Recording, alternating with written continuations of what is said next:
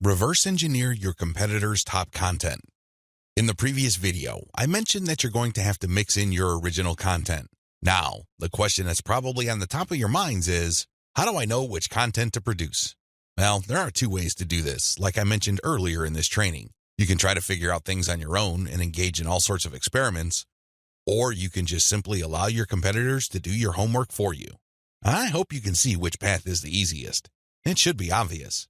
If you are sending the very best content on your niche, your original content must be at the same level or better. Otherwise, your followers are not going to take the bait. They're not going to trust your brand.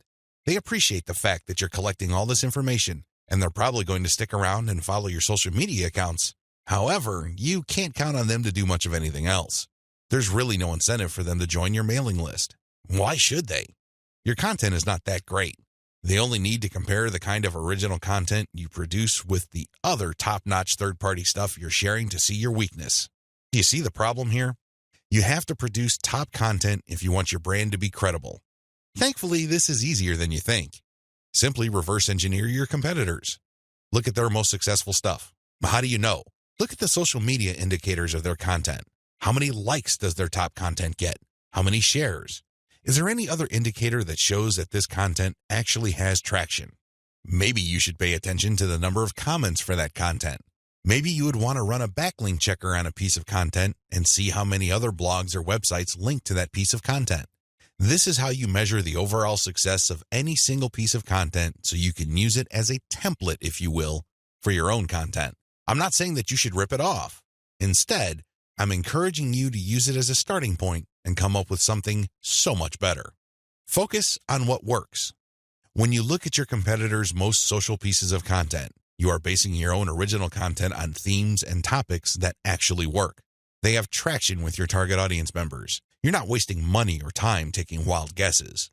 This is one of the most common mistakes social media marketers make. They think that they have the best ideas regarding hot content in their niche, so they come up with all sorts of content that they think is just plain awesome, only to fall flat on their faces. I'm telling you, for every 100 pieces of those types of original content, maybe 10 would gain any sort of respectable traction in your niche. It's too expensive, and it burns too much time. Thankfully, there is a better way. You just need to reverse engineer your competitors' most successful content. Use that as a starting point. You can adjust them. You can modify them. You can come up with your own variations. But at least you get a head start. At least you're in the ballpark when you start off. You're not just taking random shots in the dark. Learn from your own success. After you have started curating and mixing in your original content, pay attention to your statistics. They should tell you which of your content gets the most love. If you notice that a handful of your curated third-party content gets a lot of retweets, shares on Facebook, or any other indication of social media engagement, pay close attention to those pieces of content. At some level or another, they struck a nerve. They caught your audience members' attention in a very positive way. Find these successful curated pieces of content and create original versions of them. Similarly, if you have many different original pieces of content, only a handful of them will be really successful. Pay attention to those. Find them. Once you've identified them, create more of them. Focus on the same themes and present similar information the same way. The key here is to focus on what works and expand it and grow it. Ditch the stuff that failed. Build on your strengths. Create derivative, cross-platform variations of your most successful content. Now that you have a clear idea of how to create content that has proven traction, don't just keep reverse engineering it. While you need to continue doing that, you also have to do something else.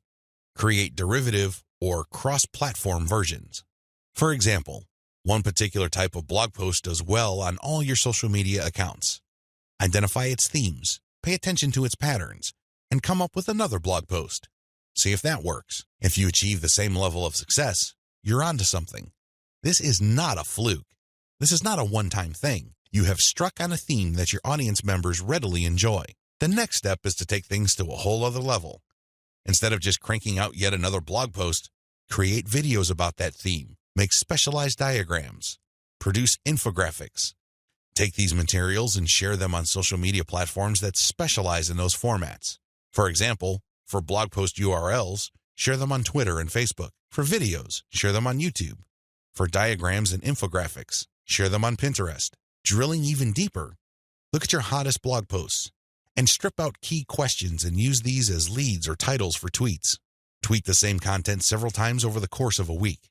Of course, don't drop it all in 1 hour, but space them out. Still, when you use the right questions, you become very visible on Twitter. Pair these with the right hashtags. The bottom line, the great thing about content curation is you save a lot of money, but you are also positioning yourself to build on your strengths. You focus on things that you're doing right and figuring them out so that you can predictably produce successful content. Now, this is not going to happen overnight. You have to keep experimenting until you find the right themes that consistently work with your audience.